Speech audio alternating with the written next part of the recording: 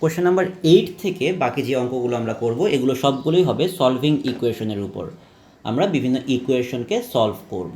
তো question number 8-এ যেটা বলা হলো tan x into tan 2x equals to 1, এটাকে সলভ করতে হবে x এর ভ্যালু 0 থেকে 180-র ভেতরে।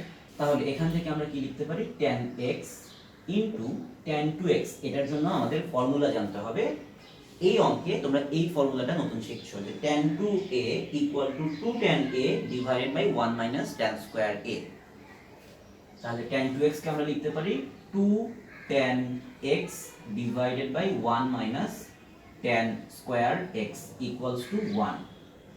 তাহলে এখান থেকে আমরা পরের লাইনটা লিখতে পারি 2 tan square x equals two, এইটা এই পাশে চলে যাবে 1 মাইনাস tan স্কয়ার x, এটাকে এই পাশে নিয়ে আসি 3 tan square x equals to 1, tan square x equal to 1 by 3, tan x এর ভ্যালুটা হবে 1 ডিভাইডেড বাই √3, সামনে একটা প্লাস মাইনাস বসে যাবে। এখান থেকে আমরা ফার্স্টে কি করব, বেজ অ্যাঙ্গেলটা বের করব। বেজ অ্যাঙ্গেল হবে tan ইনভার্স 1 বাই √3, যার ভ্যালুটা কিনা 30 ডিগ্রি।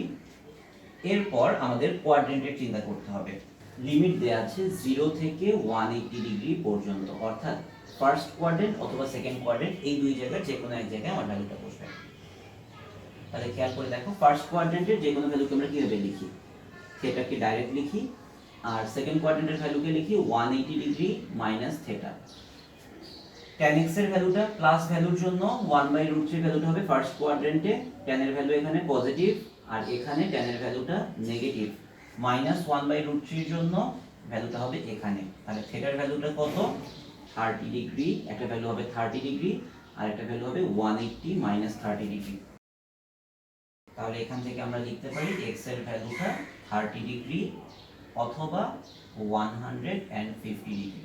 আমাদেরকে যে ইকুয়েশনটা সলভ করতে বলেছিল সেটার অ্যানসার হলো এইটা।